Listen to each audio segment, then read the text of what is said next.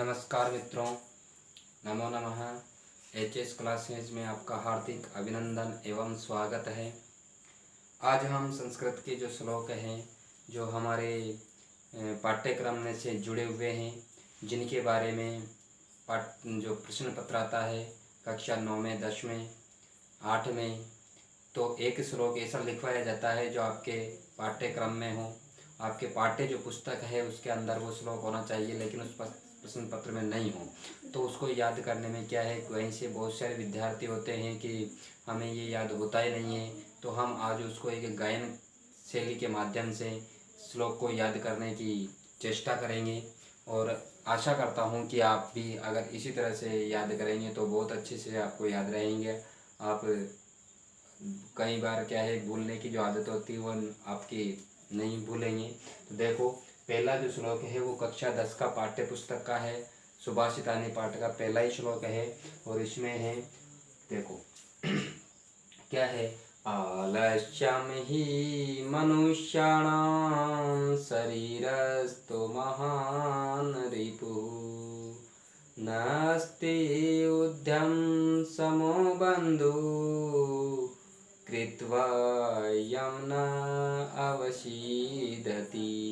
क्या कहा है कि आलस्यम ही मनुष्याणाम, यानी आलस्य ही मनुष्य के का क्या है, मनुष्य का शरीरस्थो शरीर में स्थित क्या है, महान रिपुः महान शत्रु है। आलस्यम ही मनुष्याणाम शरीरस्थो महान रिपुः नास्ति उद्यम समो बंधु कृत्वा यं न अवसीदति। आलस्यम यानी आलस्य ही, क्योंकि मनुष्याणाम मनुष्य के शरीरस्थो शरीर में स्थित महान रिपु महान शत्रु है, यानी कि मनुष्य के शरीर में स्थित आलस्य ही मनुष्य का सबसे बड़ा शत्रु है। फिर क्या है, नास्ति उद्यम समो बंधु, जो क्या है, नास्ति नहीं है, उद्यम उद्यम यानी होता है परिश्रम, परिश्रम के समान बंधु भाई दोस्त मित्र नहीं है, कृत्वा जिसे, यम जिसे, कृत्वा करके, न उदिति व्यक्ति कभी दुखी नहीं होता है। अर्थात आलस्य ही मनुष्य के शरीर में स्थित सबसे बड़ा शत्रु है, और उद्यम के समान यानी परिश्रम के समान कोई बंधु नहीं है, जिसे करके मनुष्य कभी दुखी नहीं होता है।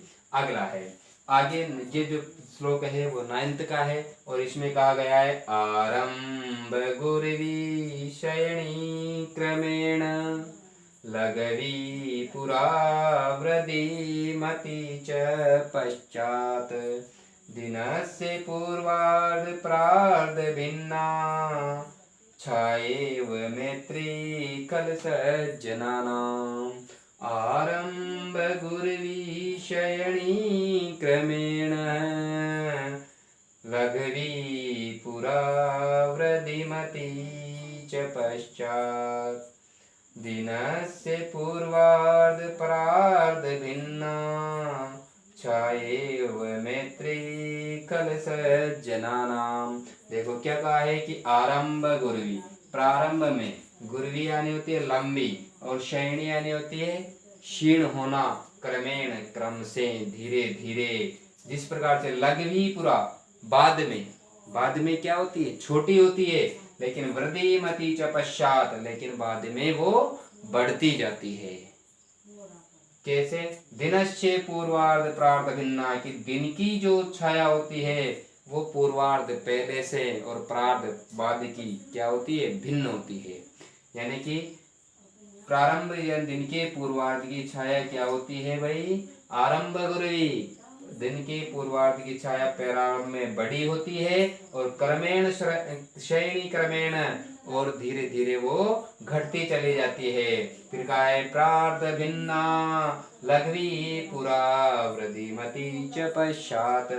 तो क्या है कि प्रार्ध भिन्ना, जो पूर्वार्ध की छाया होती है उससे प्रार्ध की छाया भिन्न होती है। क्यों होती है कि लघवी पुरा बाद में, प्रारंभ में बाद में क्या होती है, पुरा बाद में क्या होती है, लघवी छोटी हो जाती है, लेकिन ये जो होती है प्रारंभ वाली जो छाया है वो लघवी पुरा, बाद में क्या होती है, छोटी होती है। वृद्धि मति च पश्चात प्रार्थ भिन्ना, लेकिन प्रार्थ में पश्चात बाद में ये धीरे धीरे बढ़ती जाती है। वैसे छायेव छाया ही छाया छायेव मैत्री खल सज्जनानाम, यानी कि छाया के समान ही मैत्री मित्रता खल सज्जनानाम मूर्ख और सज्जनों की मित्रता होती है। कि इस छाया के समान ही क्या बताइए, मूर्खों और सज्जनों की मित्रता बताई गई है। एक बार से फिर से अध्ययन करते हैं।